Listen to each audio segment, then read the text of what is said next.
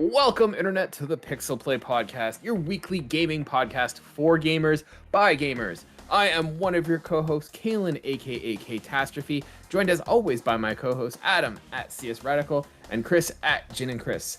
This week, we're going to be talking about our favorite spooky games. We are recording this on Halloween, so this is going to be very perfect coming into your streams on November 1st, but we want to talk about Halloween games on Halloween, so we're rolling with it. If you don't like it, start your own podcast. With that being said, gentlemen, how are you guys doing? Look, it's not our fault. Spider-Man came out last week. Also, you weren't here. We can't do shit when you're not around anyway, so we had no choice. Our hands were tied.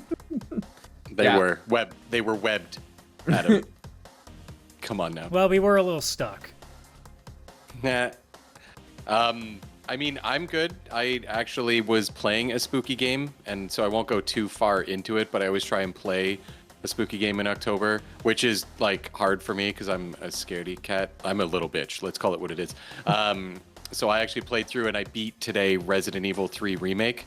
Nice. So I actually got to play through that, which is really nice. But for the most part, I've been very heavily in Starfield, finally. I'm finally giving it the attention it well deserves. Nice. The game finally clicked with me, too. This happened with Skyrim the very first time I played it. For the first, 10 hours, I was like, I understand why people like this, but it's not grabbing me yet. And then all of a sudden, one time I play, and it's just like, I have to play this for 100 hours. I have to do everything. This is the world I live in now. And it just happened. It's like a Bethesda thing, I guess.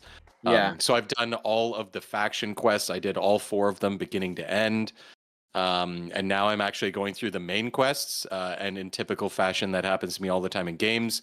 I'm overpowered for the quests I'm in because I did all the side stuff before the main stuff. So I'm going in. It's like, oh no, there's an artifact in here you have to get. And there's spacer people in here, just mercenaries. Oh, we better take them out. And they're level 5. I'm level 26, and I'm one-shotting everybody. I have a really good weapon. Yeah. One-shotting like John Wick at a spa, just... Yeah. Everyone's like, oh no, and you're like, I got this, don't sweat it. Oh yeah. I'm married in the game. I did a full relationship. Oh, congratulations. I went to everything. I was like, I have to see what this game has. And the relationship thing is always very funny in a Bethesda game when it happens, because it's you get to know them slowly, where it's that person liked that person liked that. All of a sudden, it's just you can flirt with them, and they're like, I don't know if I feel the same. And then the next time you talk, it's oh, I was afraid to say this, but I feel the same. Okay, let's commit to each other. And then one mission later, I've been thinking about marriage, and it's whoa, holy shit. I want the achievement, that's which I need. how fast it goes. Making love at the speed of light. Bethesda are a bunch of Puritans. They need to marriage first. Yeah, they definitely do. And so I'm married in the game because I was like, oh, do I really want to go through the whole marriage thing? I'm like, oh, there's an achievement. Okay, I have to do it. I have a question for you, because when you first started this game, you're like, that's Sarah chick. I'm going for her. Did you end up marrying Sarah? It was Sarah that I ended up marrying. Nice. Congratulations. Yeah. I mean, to be fair, your choices are kind of limited there. Well, I met the one I probably would have married after I was already married, because, again, I didn't do the main quest, so I didn't meet Andrea or whatever her name is. Andrea's my girl. Yeah, I saw her and I was like, she's Eastern European. That's my type in real life. Fuck. I would have 100% actually gone for her, but I was already married by the time I was doing the 4th main quest because I got so distracted in the game. It's always that forbidden relationship if we only had met at a different time in a different place. That's cool. Every time I talk to Sarah, the option of how do you feel about our relationship comes up, where I can just say either I love it or I think it's time we get a divorce. That's now just the chat every time we talk. But you know what? It's hard. You've dipped your pen in the company ink. You're gonna have to still work with her. You might as well just stick it out. Yeah, now I'm kind of curious. What happens if I divorce her and then start dating and then marry Andrea? Because we're all in the constellation probably together. Nothing that great. It's just for you. True. But yeah, I am loving it, and I think my favorite thing that now really clicks with me is the space battles. Now that Adam, I took your advice and got one of the side quest ships. Oh my gosh, you go from struggling to I am invincible in space and I take on anything that is a threat. I'm they're hey, do you have any medical supplies? And I'm you're gonna die. And I just have to destroy and shoot everything. The space battles are so fun. Is that from the Freestar faction? It is. Yeah. It is. It is a game changer. The ironic thing is I used it for the entire game, and then the last mission, it's like, no, you can't use this ship. And I'm like, no, screw you. I've been using it the entire you need time. A ship that can travel slightly more than this one, but all my cool shit's on this one. Too bad. Yeah.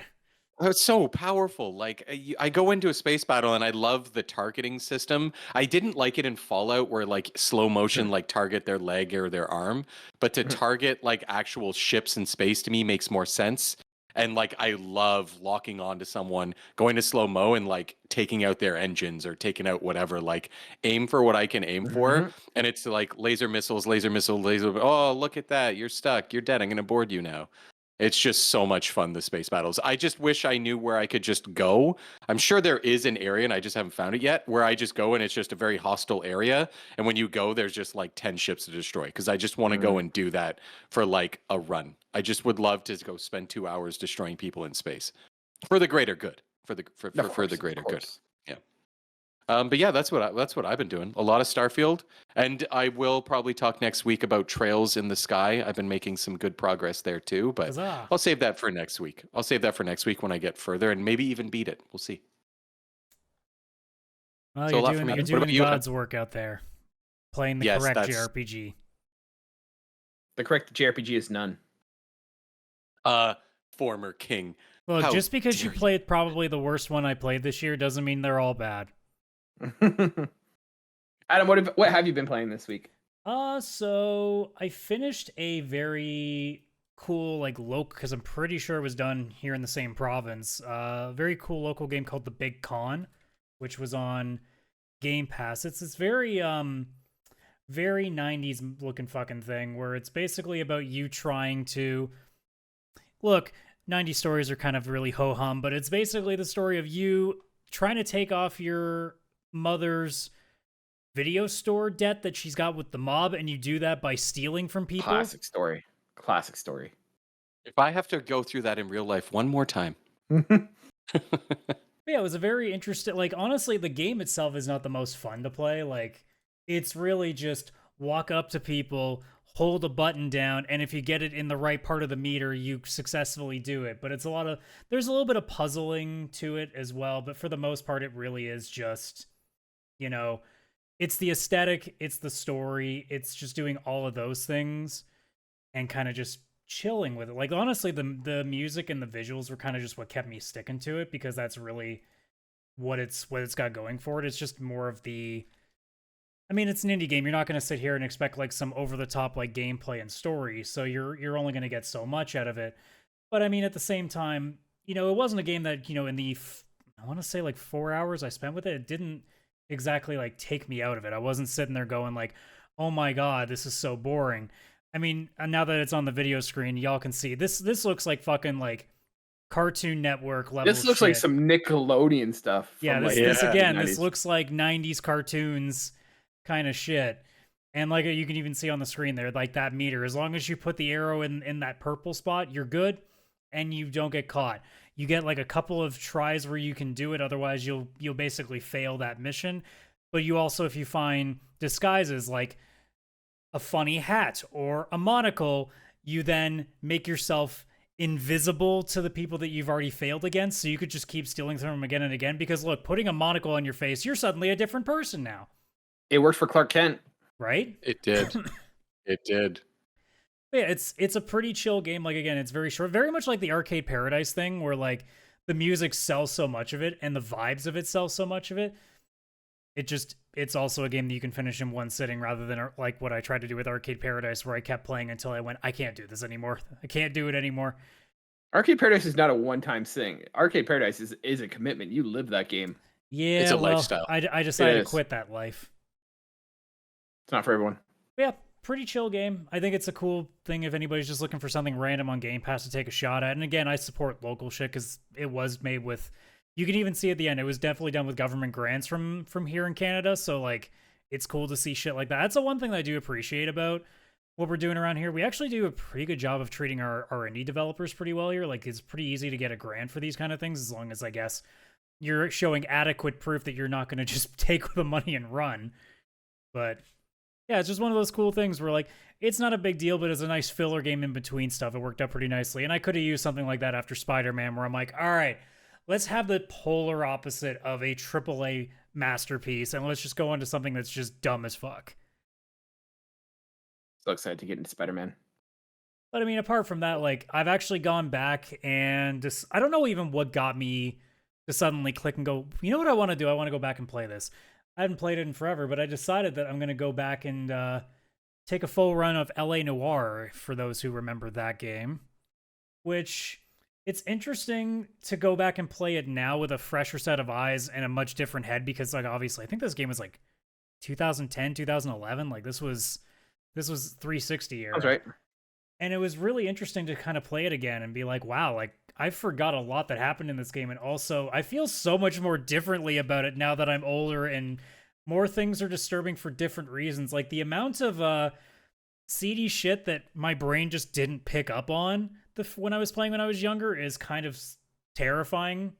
The fact that, like, you know, there's definitely, like, one of the first missions in the game, they called a guy a child molester, and my brain just never clicked on the first try that, like, oh, he just literally called him a pedophile. Now I watch that, I'm like, oh, that's what he did. You don't catch that a couple of times when you're playing, because all you're thinking is, wow, this facial technology is crazy for 2011. Which is the big thing, I think, too, at the time, is that it was the sum of its parts, and that at the time it was pretty unique for what it was. I mean, now we look at it and we're like, nah, it looks basically like they put way too much work in for something that got, you know, mixed results. But at the time, too, like, not every game was putting up something like that. Sure, you had, like, your super budgets that were able to pull off something decently, but we still go back to thinking how Bethesda games were, where it's just staring at you dead in the eye with mouth movement that looks sort of like it's trying to talk to you. But I think, again, like, it's nice to go back and also play, like, a game that in this period piece is very unusual. Like, playing in the late 40s when it has nothing to do with the war is also pretty unusual. So the aesthetic also helps a lot. And I still think that the game, I wish they would go back and try to do something like this again. Obviously not with the stupid amount of money they wasted on the facial scanning technology they used for the game. But I'd love to see them take another crack at a detective game, because I think it worked really well the first time they did it. It just, the story, as I'm sure I'll find out when I get towards the end again, kind of drops off. And also, again, you could make this with a smaller budget and not have to go nearly as crazy with it, because you could do this in a much, especially with the map too, you could do a much shorter map and get away with a lot too, just by having it around a very small, like, remember that idea we talked about with open world games? This would be a great game to do again with a small open world that almost everything is accessible, where you're just basically a detective on a single, like a single region of the city or something like that. Where that way you take care, like, you can walk into every bar, every coffee shop, like, and actually, like, talk to individual people. I think that would be a cool idea to do, and I think, like, a second LA Noire game would be a perfect thing for that. They'd never do it, but, you know. But it's been fun. I've been going back through it, and it's good. It's cool seeing what I remember, and it's cool still playing through it and being like, all right, it's aged, but I actually can still hang with it, because I think the actual concepts and the story is enough to keep me kind of coming back and seeing what's going on. Nice. As for me, I'm wrapped up on Starfield. So Starfield, I've now rolled credits. I'm all done there. Absolutely love my time. It is definitely not a Bethesda game in the sense of what you imagine it is. Like, it's not one of those games where you're like, I'm going to go see what's on that horizon and get lost along the way. It is very much point A, point B to point C.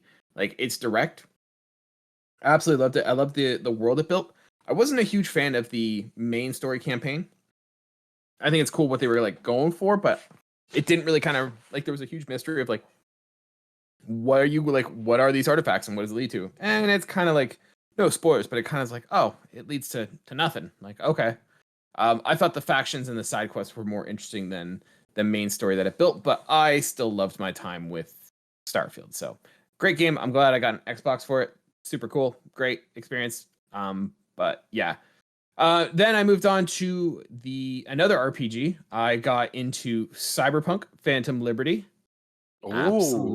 Absolutely loving it. It is so good. I forgot how much I loved Cyberpunk. God, I love that game. It is so much fun. And the 2.0 update, I'm so lost in what I'm doing, but I'm still having a great time. I always feel weird going back to DLC though, because, like, the weird thing with DLC is that, like, it's now kind of put me where you're supposed to access this halfway through the game, but I've beaten it. So now I've got all my pretty much like late game like loot, and I'm just going around once again. Like Chris was saying, I'm just one-shotting people. But man, it looks so good. The graphics look so good. Yeah, I love the world. I love Cyberpunk and what they've built. That game is still fantastic. If you haven't played it, now is as good a time as any to get into that game. So Look, I can't wait to do it in another 6 months when I finally bother to get around to it, just to keep making Kaylan upset that I haven't started it. It looks, I don't care anymore. You're missing out. It's not my problem. That game looks so good. I'm saving the president who crashed down in Dogtown. I'm loving it. Me and Johnny Silverhand just going around being bros and saving the president is fantastic. Johnny Silverhand. Who? Keanu. Who? Keanu. Yeah, I know. Keanu Reeves. I hate you so much. Yeah, it looks absolutely fantastic. It plays so well. I absolutely love it. So yeah, if you haven't played it, you're thinking about playing it, Phantom Liberty. I am early into it, but I am absolutely loving that. Right back into the world. It's just drip feed it into my veins. So as someone who's obviously played the game when it first came out, or at least like around that area, like what's definitely changed in the 2.0 update that's really like made you go, oh, okay, they fixed this. I'm so happy they did that. So stability wise, it runs a lot better. Performance is a lot better. I feel like it looks a lot better. Like it looks a lot better than I remember it looking. They've made they've changed the stats in terms of like how you level up, what sort of perks there are, and so like it's a lot more interesting the perks that you can get, and like the skill tree and like the skills that are available. So that's a big improvement there. And then they've just done like quality of life stuff as well, in the sense that you now can drive around in cars better. You can now shoot from cars. Like they've basically redone the game. It feels like a whole new game in how much that they've done.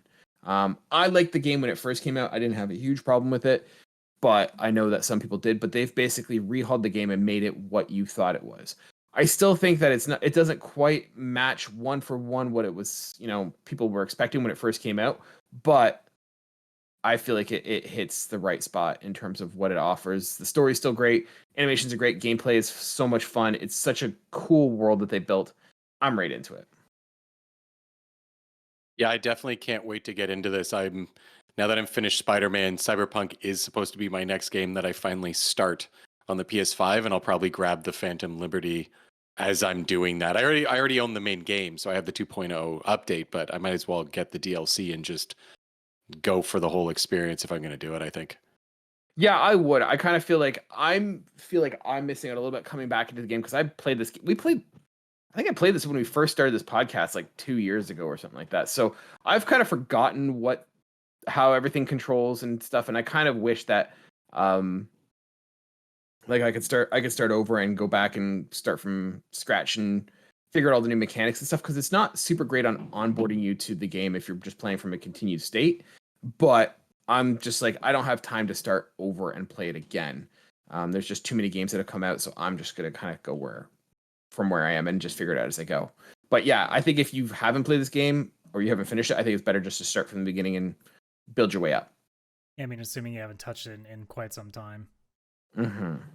So yeah, it's absolutely fantastic. Absolutely fantastic. I love it.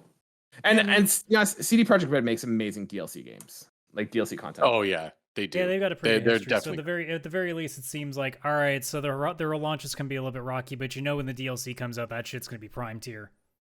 I think it stands to reason that like CD Projekt Red stands by their games, right? Like even if they release a bad game, they're not going to leave it to die. They stick around and support it. And I think that's something that you kind of have to respect. Like no games, there's going to be times where games aren't going to live up to the expectations, and it's very easy for a studio to just kind of say, nope, moving on, but they stuck through it.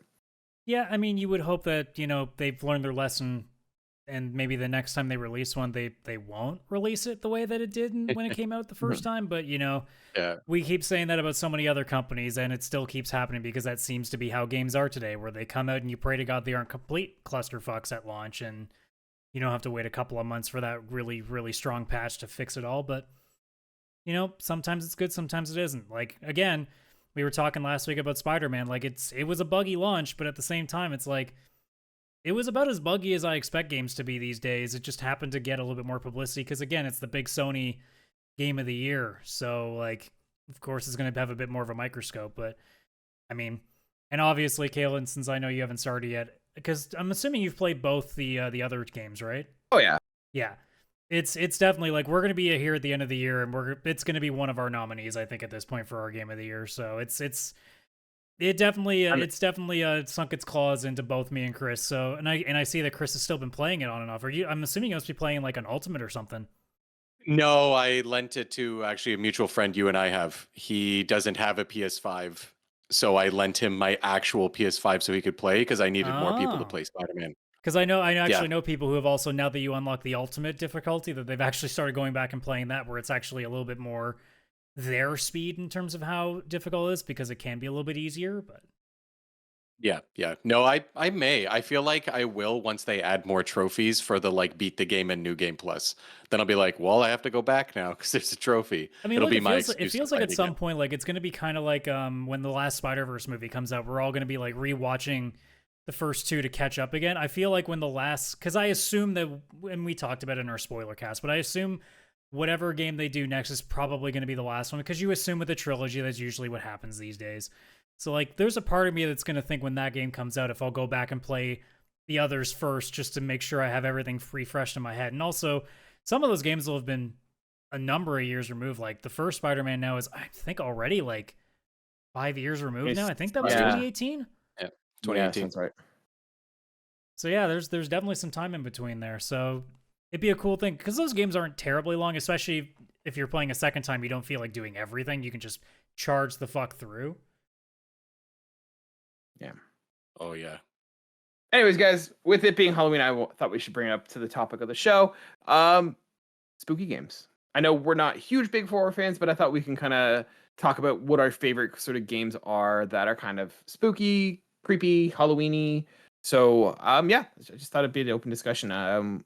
Yeah, what kind of games do you guys gravitate towards during Halloween? I know, Chris, you were saying, I think at the beginning of the show or before we started recording, that like you make an effort to always play like a spooky game. What are some of your favorite spooky games to play around this time of year?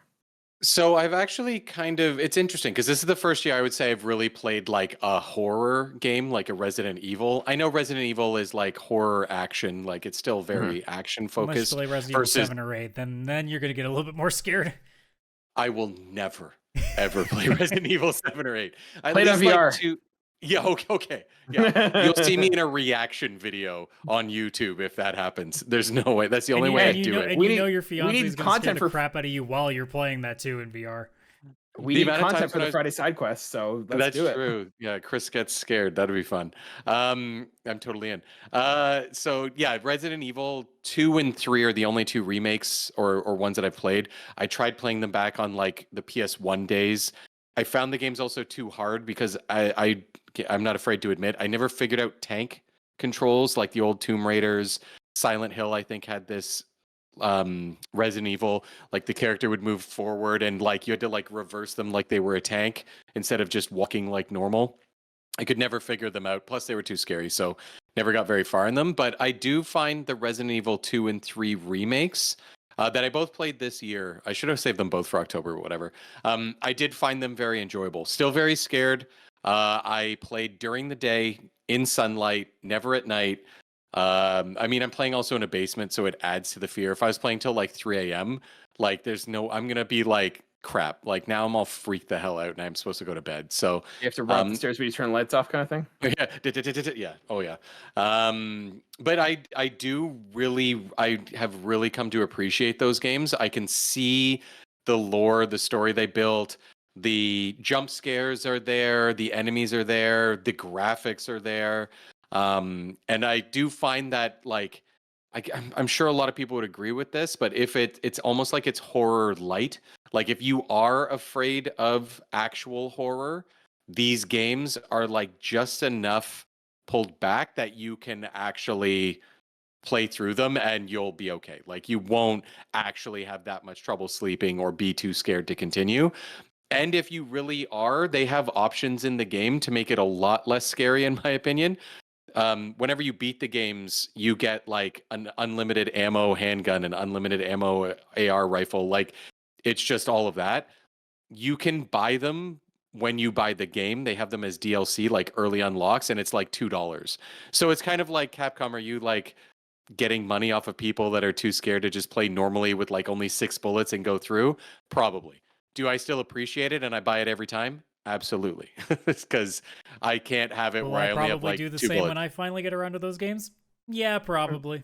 Yeah, it makes it so much better because it's still the same game, but now with your handgun, you just have unlimited ammo instead of like there's so many zombies in this horrifying hallway that has only one light. I know the game's built in 3 jump scares and I only have 2 bullets. Like, fuck that, I'm turning this off. At least with the unlimited ammo, it's like whatever happens, I should be able to defend myself. Let's just go with that. I mean, they could also have just made it to a point where, like, hey, here's a great idea. Let's make guns actually useful, because it seems like at times, like, here, let's shoot this zombie in the head 7 times. They're not dead yet. Oh yeah. Well, the bonus content comes with all the big weapons that unlock at the end too. So really, for the $2, you get all the unlockable costumes, unlimited ammo handgun, unlimited ammo rifle, unlimited ammo railgun, and unlimited ammo rocket launcher. Like that's how you start the game. So I don't start with the rocket launcher or anything like that. To me, that's like, okay, now I'm just like playing on super easy mode. I still use the handgun or whatever I'd normally have at that point. I just remove the ammo situation. But is it a foam finger? No. Like, unfortunately, no. And I will never play with any mods where Thomas the Tank Engine replaces Nemesis or Mr. X or anything like that. That's actually way more terrifying to me. Yeah. So that's one of mine. Those I have to throw those out there because I actually now want to play the 4th Resident Evil 4 remake that is out. I'll probably wait a bit. I have a lot of other games to play, and maybe that's something I should save for next October. It'll be on sale probably too, and all that. But I have to say, this series is actually becoming one of my favorite series, even though it's hard for me to play. But I definitely think that they're the perfect like baby horror game, to be honest. Nice. Yeah. What about you guys? Well, I'm not too heavy into the horror stuff in terms of like, you're not gonna get me playing Outlast. You're not gonna get me to play Amnesia. So you can get away with that stuff. I did play. I mean, we've talked about it on the show a bunch of times. I did play the original Dead Space. So it's not like I never played anything that will make you shit your pants. It's not like I don't do anything. The one that I actually, because like if we're talking games I actually finished, like Fear, that first-person shooter on PC, that I've actually gone through and done. Because I found that series wasn't scary so much as it was startling. Because it's more a lot of jump scares and stuff. Like, it's the atmosphere, which to me, atmospheric horror is 1,000 times better than, like, obviously, like, downright, like, grotesque and gore and stuff. Like, I think just atmosphere does a much better job. It's why, like, I don't like horror movies, but I can watch Silence of the Lambs any day of the week. Because that's a different kind of horror. So those work really well. But Fear also, I found, had a good bridge between, is atmosphere and the odd jump scare that it throws at you, and also just pretty good first-person shooter combat, which, it very much kind of like bridged the gap. It made it so that, anytime there was something scary going on, it wasn't just that. It wasn't just constantly bombarding me with it.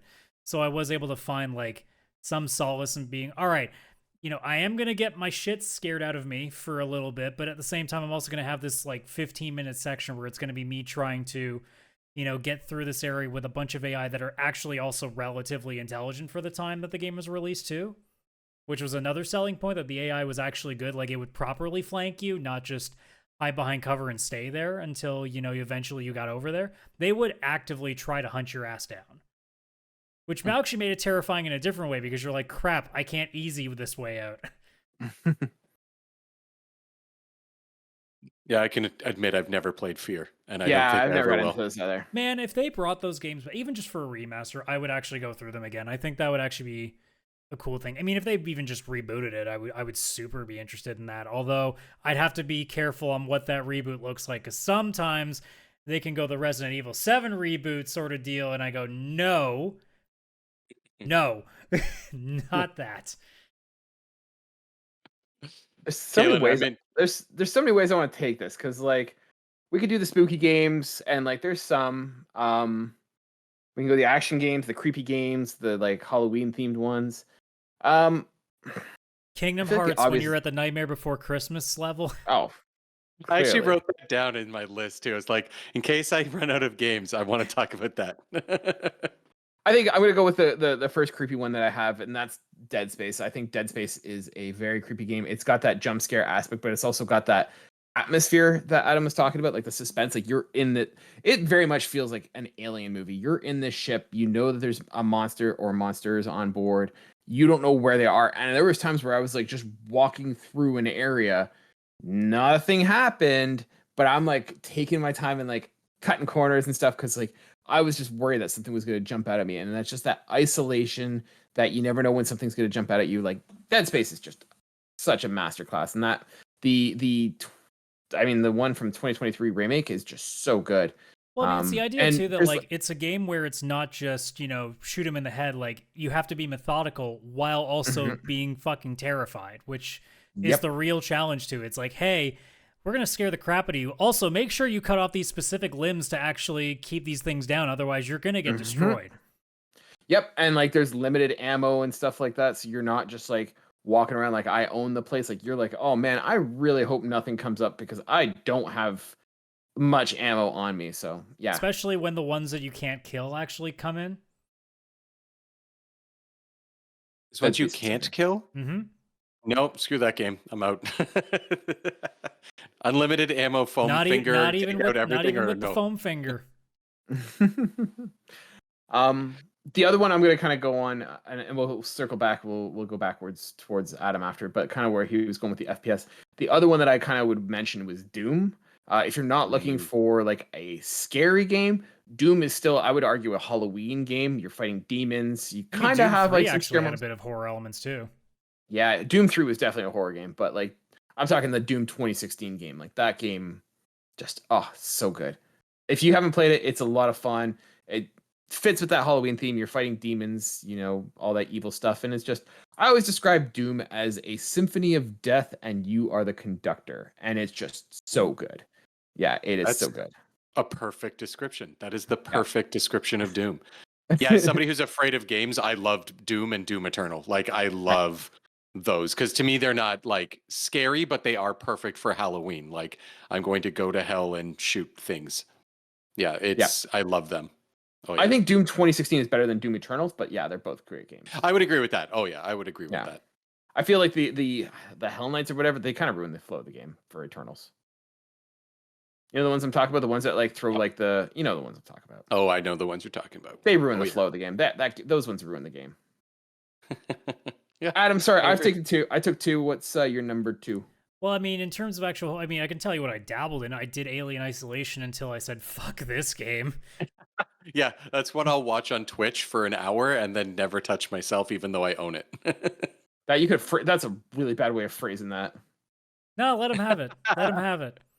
But yeah, like, I had a friend who owned it, and we just randomly decided, like, hey, we won't actually play the story part of it. It's just, hey, we're going to drop us in, and we'll see how long you live. And we turned up the difficulty so it's the smartest the AI can be. And, yeah, I can understand why a lot of people really like that game, and I can also understand why I will never actually fucking play that game seriously, because, good lord, is it frustrating, because, well, I mean, let's be honest, in real life, if I was on a ship in an alien, I'd be fucking dead. Let's not kid ourselves here. So, my instincts are not going to be very, very good. So, trying to do this in video game form, I may have a fighting chance, but only for so long. And it's one of those games that, like, thank God we didn't play with headphones on, because that would be the ultimate. You know what? I'm honestly surprised. I'm surprised they haven't re-released this game in VR, because that's a VR game. Yeah. That would be a terrifying VR game. I would have never play it, but I think that people who would, that would be a really good VR experience. Imagine being in you can hide in lockers and then it grabs you first person. Yeah, and like alien, you want to deal with that, like actual, like the claustrophobia in that too. Yeah, that would be, oh God, I'm having trouble sleeping just thinking about this concept. Because that's the one thing too, like, I still, even with VR, like, there's still things that startle me in the games that I do play that aren't even horror related. I can't imagine the idea of playing a horror game. Because, I mean, do you guys know how Resident Evil 7 was first being shown off?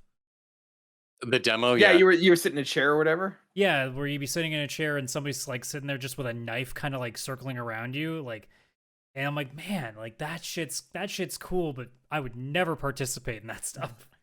No.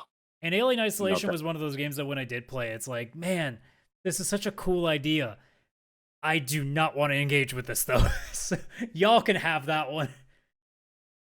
But I mean, the little Chris, bit what of about time you? that I spent with it, like, it's fun. And when I watch other people play it, like whether it's in clips or on Twitch, like it makes sense. Like it's a really fun game to watch somebody else have to suffer in. Oh yeah. Chris, what about you? What's another one that spooks you out? So I've got another one. This one isn't spooky, but it is one that is perfect for Halloween. So I do want to just throw it out there just in case I forget. And it's an indie game. It's two indie games, but they're done by Double Fine. So actually, I don't even know if they classify technically as indie game. But Costume Quest. Oh and yeah. Costume Quest 2. They're fun little games. I actually played them for Halloween like 2 years ago or something like that when I didn't have anything spooky or I was too scared to actually play something I have. They're actually just really delightful RPG games where like your costumes give you different power-ups and abilities and stuff like that. They're very short. You can beat them in like I think 4 hours each. I've played through and beat both of them. They're just actual great fun Halloween games that take place. It's a Halloween story on Halloween. You're some kids and some actual things start going down. And you're like going off and solving whatever it is that's going on Halloween night. So it's not like it's not, even though it's not spooky, it's not just like, oh, great to play at Halloween. Like it's literally takes place at Halloween and you use Halloween costumes as your powers. So definitely one that if anybody wants to play something that's maybe you want to play a spooky game, but then a nice little other Halloween game on the side, there's so much charm in those games that like you have to play them. You have to. They're so much fun. A game with costumes Nice. that give you powers. It's like Balan Wonderworld, but not terrible. Yes, it's I can guarantee you they're both not terrible in the slightest. I would give these games very high ratings, and Balan Wonderland I never even played, and I just don't want to because of all the ratings it did receive. Yeah. One of the ones that I was thinking of, they're both gonna be similar, but the first one I was thinking of is Plague Tale. Plague Tale kind of fits that spooky kind of thing, medieval gothic like area with a infestation caused by rats. If you hate rats, you hate the kind of factor. That's why I haven't played either of those games. But you know what? Those so games, good. I haven't played the second one. But I played the first one, and the first one really good. It's like doesn't overstay its welcome. It's like 12 hours long, I think, something like that. It's just fantastic. I mean, yeah, it's a good game if you're looking for that spooky, gross game. Like there's rats everywhere, and you basically kill enemies by just taking out the light, and then the rats just infest and swarm and devour. It is so gross, but works perfectly. And it's not super scary, but like more like grotesque and gory. Yes, I've played both of those. That's one of my favorite franchises that I discovered over the pandemic. And Kaylan, if you haven't played the second one, I find the second one to be like the first game, but like leveled up to just like the next thing. The only issue I had when it came out is I got used to 60 frames per second with the first game, and the second one didn't launch with that, but I wasn't willing to wait. Pretty sure it has the 60 frames per second mode now too, if you'd even want the performance mode. But the game was like, you could see even just graphic comparison from the first game, they upped their game with everything. And the first game only had something like 1,000 rats on screen, or like 3,000 rats on screen at the same time. And the new game has tens of thousands of individual rats. And that's why the game was so hard to get to 60 FPS. There are some areas you go in and you're like, this is insane. How is my Xbox not on fire right now trying to render all of these rats? Oh, yeah. And they all react. And it is terrifying because usually if there's that many, it's a puzzle where you need to like get them out of the way, or you get like eaten to shreds instantly, or you need to get somebody else to get eaten to shreds, and you have to figure out how to get the rats at that person because they have a fire torch or whatever, and the rats won't go near fire. Those games are just so good. And I think the second one's still on Game Pass, so it's definitely one you can go on and play, and I highly suggest it. So I think I'm gonna do that. Oh, yes, I love that franchise. Adam, you got any more? Oh yeah, I've definitely got more. Like again, I'm not big on horror, but I do have ones that have the spooky aesthetic. I think the original BioShock did that fantastically. Oh yeah, when that first came out. I wouldn't go further than that because I mean, once you've seen it, once you start getting adjusted to it. So BioShock 2 and Infinite didn't really hit the same way, but like the first time going into Rapture and the desolate, very quiet, but also like very Atmosphere. unsettling kind of like world that you're in there. And then obviously the first time you come across a big daddy and a little sister, and then with the different splicers, and there are certain areas where there is a bit more of a jump scare aesthetic to the area that they're in. So like that to me was one of the first games that I realized like, okay, I'm not big on horror, but there are games that can do it well where it doesn't overstay its welcome and it doesn't become like the central theme of it.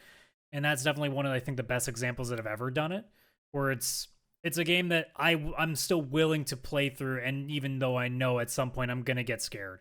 And I usually is something I don't enjoy doing, but it's one of those games that I'm like, I'll put up with it because this is awesome. Oh, 100%. I remember one part in that game where you're walking into a morgue and That's they exactly perfectly the part I was thinking of. Oh, yeah, there's like a light on the wall and the shadow runs by and it like hides itself, and then you go in the room and like there's nothing there, but you know something's there because they purposely showed you. Yeah, that's another game that that I'm scared, but I'm not too scared to play BioShock. It's Another series too that if they good were to either not going to play. remake a game or reboot it again, I'd love to see it. Yeah. Absolutely. Chris, what else you got for us? I would say it's hard to like separate these ones because they're all like different companies, or actually I guess they're kind of technically all the same company.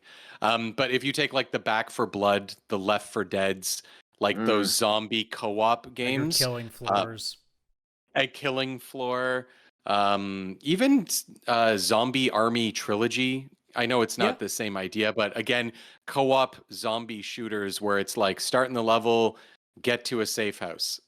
Next part of the level loads up, you get new ammo and everything, get out there, get to the next part, and keep going until you resolve the end of the level. I think that my favorite is still going to be Left 4 Dead, probably Left 4 Dead 2, no matter which way I look at it. That like Back for Blood was good. I really did enjoy playing that with friends. But I think just Left 4 Dead 2 just had the slightly better design. Maybe it's just like I don't know. I can't even tell what the heck it is. I don't know. But I think it did the best. Like the sum of its parts were just everything was clicking. Whereas Back for Blood it tried something new, which I did like. Like the card system's really neat. I like that idea. Yeah. But like at the same time, I think they also just didn't do anything. Like they tried to make it seem like it was a live service almost in a way, and then forgot that when you make a live service, you have to make stuff for it. Yeah. Yeah, I wish they just made like cool levels. Maybe they randomized or something like that. Like just make a whole bunch of levels. I don't know if they ever opened it for mods for like so that people could make their own levels. Because I know Left 4 Dead you can do that. Like people have made their own levels. I don't know if Back for Blood did. I don't think I don't know if they because did. I haven't really seen anybody doing that. So yeah, like just going in and like Left 4 Dead, where it's like usually at the end, it's like, all right, do this crazy thing at the end of the final level because we have to signal a helicopter to come pick us up. And like it's got that one level where you're in a theme park and all the clowns have like the squeakers in their shoes, which makes all the zombies follow them around and everything. And then it ends up where you're like on a concert stage and you have to literally light up the metal concert stage to make as much noise as possible so that a helicopter will come and pick you up. I think that was Left 4 Dead 2. Yep. But obviously, as you're doing that and have to survive for 5 minutes until the helicopter shows up, you've alerted every zombie in the area. And now it's like just to survive for 5 minutes. And just that excitement of doing that. Like, yes, it is scary at times. Yes, obviously, there's not really jump scares because it's mostly just like if something's there, it's because you're going through a sewer level and like they've planted certain zombies in certain spots. There was that crying girl zombie in Left 4 Dead. The witch. Oh, good God. You'd hear her start crying from a distance and you're like, all right, everyone shut up. So you know how much you hated the witch? We need to play Warhammer Darktide because they have the witch on steroids in that game where you legitimately do not anger it. You avoid that thing because it will fuck all of you. Yeah. Yeah, the witch in Left 4 Dead was brutal. And that sounds very brutal, Adam. And now I don't know if I want to play that game. That's fine. They're pretty easy to dodge. Yeah. Like there was the Left 4 Dead level again with like a cornfield filled with witches, and it's like getting gas, going through the cornfield to get gas, and then come back through the cornfield to put the gas in a generator, probably to alert a helicopter. I don't know, whatever it was. But still, like it was always something like that. And like you'd always have that one friend that would go off by themselves, and then all of a sudden they're downed and they're covered in zombies, and it's like, well, they're dead. They're not coming on the helicopter with us. Bye. Proper survival instincts. He's fucked. Let him go. Yeah. I think I also just love those games because horror or scary games are so much easier for me in a co-op kind of setting versus me alone in my basement trying to play through a game. So Left 4 Dead, Back 4 Blood, Zombie Army Trilogy, all of those, like I think that those are just like such great, perfect like Halloween style games that are creepy, atmospheric, a little bit of jump scares and stuff, but it's more about just like the Halloween vibes that they definitely give off. Yeah, I'd throw them for sure in there. I think for me, the last one I'm going to mention, and Adam's going to hate this one, is Last of Us. I mean, it's a zombie game. Ooh. Such a good game. I've talked enough about Last of Us. So good, atmospheric. It's like the one thing I like about Last of Us, and Last of Us is a zombie game, and I hate to admit it, but like it avoids some of the tropes, and I think what it did really interestingly was making it like, hey, there's zombies, but they're not just like, oh look, the dead have come back to life. It's like, hey, here's a fungus that's an actual thing. Like, I really like that. Like, it grounds it in a world that's somewhat believable, and I really like that about it. And I like the fact that in a zombie movie, it kind of has the same feel as like 28 Days Later, where it's like, yeah, there's zombies and they're scary and all that stuff, but like the real like monster in the Last of Us world is the other humans. Like, that's the bigger threat, the bigger fear than like, you know, like a zombie itself, right? And I think like Bill kind of said like, hey, like, you know, the clickers don't bother me. Like, they're predictable. The things that scare me are like the people. And it's like really cool that it kind of takes the zombie like theme and kind of changes it a little bit and doesn't make it as cliche as it can be. So, Last of Us. Yeah, that's a good pick. I didn't think of that one, but now I wish I had, because that is a good Halloween pick. Absolutely. Mm-hmm. I love The Last of Us so much. Oh. Just because I have to be a dick. Hey, Kaylan, when's that multiplayer game coming out? Doesn't matter. Halloween next year. Adam, do you got another one? Multiplayer, the only other one that I had on my list was Dead by Daylight, which obviously you were talking about earlier when we were talking about Nick Cage. But I think, like, personally, if I was ever to pick a not like if Left 4 Dead is out of the equation, if we're talking like the best recent sort of quote unquote spooky multiplayer game, it's Dead by Daylight, and it's that in spades. And it feels like they've, I mean, we talked about not too long ago about Sony if they want to get into live service, and the Dead by Daylight devs are one of the people that I'm like, dude, get these guys because they seem to know what they're doing. It's a game that you can come in at any point with a group of friends and have a blast doing, because thankfully it's only requiring 5 people, which generally for most groups isn't too hard to come by. And it's very easy just to pop in and be like, all right, one of us is going to be the monster and the other one of us are going to try to survive. And it's just, you know, you guys all getting to play and be dicks to each other. Because Lord knows whenever I play Dead by Daylight with folks, oh, I'm a colossal asshole. I pick the classes that I'm not necessarily going to win at. I don't care if I win or lose, but I want to make it miserable. And there's one monster in particular, I'd have to go back because I can't remember which one it is, but it's one that increases, I guess, your delusions, so that the more and more I put the status on you, the more you guys are likely to see like fake versions of me. So that way you keep thinking like I'm always around you, and it just makes your characters get more and more just completely out of their mind. And that to me is more fun than actually whether I win the game or not. Because if I want to actually win, I could play as other monsters that are more meant for attacking shit. But it's way more fun if I just let you guys suffer under the path that you take to try to get the hell out. Which to me is way more fun. Yeah, I've played that game with you. I hate you in that game. I absolutely hate you in that game. I survived once, and I think I was like, I retire from playing this ever again. Not true. Yeah, we probably played again after that. Yeah, I've only got one left too, actually, and it's one that it is a spooky game, definitely. That just recently got a sequel, and that's Alan Wake. I haven't played the sequel. I did play the original Alan Wake. I didn't play it way back then, so this isn't even nostalgia eyes or anything. This was during the pandemic. Nobody played it. Don't worry. Yeah, I didn't play Alan Wake until 2020 during the pandemic on Game Pass when I got my Xbox. And it was spooky, and I definitely could only play in like small bursts of time.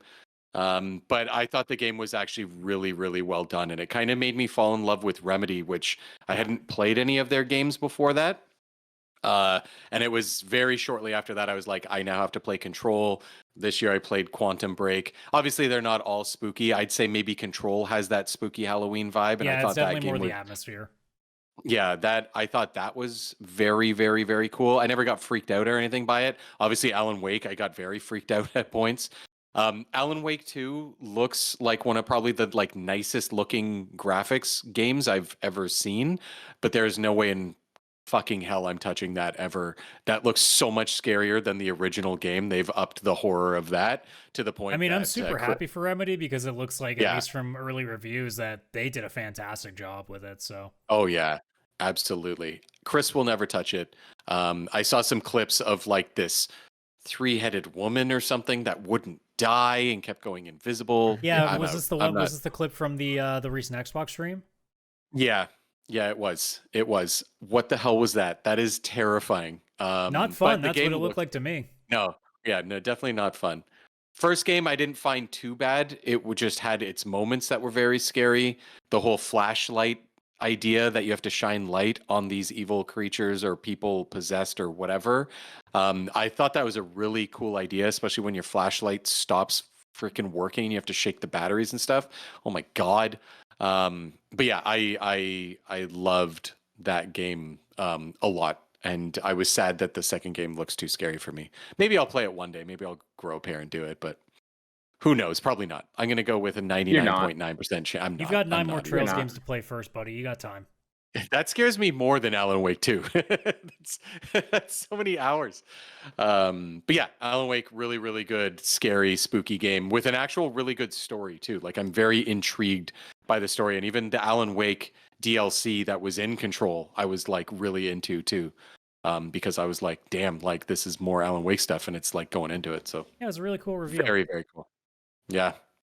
Yeah. Awesome.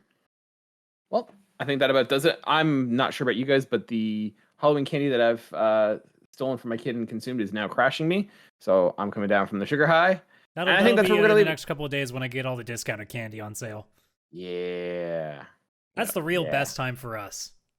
Yes. Clearance candy. That is. No, it's good Clearance when candy. it's good when you're a parent. You can just like skim off the kids, work. It's like, hey, I was out there trick or treating with you, so it's a good lesson on teaching about taxes. So yeah. Oh, obviously, or like you have to obviously look through to make sure all of it's safe. Maybe you really like Coffee Crisp, and all his Coffee Crisps are maybe contaminated. You don't know. You better eat them just in case. There's only one way to be certain. There's not a razor blade in this Reese's cup, and that's if I eat Sorry, it. the only thing I checked, the only thing that was not contaminated were these very boring yellow suckers. Have fun. So, anyways, that'll be our show for this week. Thank you so much, ladies and gentlemen, for sticking with us. If you like that and you want to see more, we post every Wednesday at noon, wherever you get your podcast, or on youtube.com. Just search PixelPlay Podcast. We also have a bonus show every Friday now, exclusively on YouTube, called Side Quest, where we just kind of jump in and talk about whatever we want for about 15 minutes, give or take. Varies depending on that. So Adam's giving me a look, and I know that he's like, that's not always the case. But usually we try and keep it a little bit short. But we have a second video, so if you want a little bit more, check us out on YouTube on Fridays. If you haven't subscribed us there, please do. We really appreciate it. We've been getting a lot of people joining, and we really appreciate it. If you guys have already subscribed, but you want a little bit more, we also have a great social connection on our Linktree through Discord. You could find us by searching for Linktree or linktr.ee/PixelPlay Podcast. You can find all of our socials there. Join us there, chat with us, and yeah, it's been great. Otherwise, we will see you guys next week, and have yourselves a great week. Bye for now.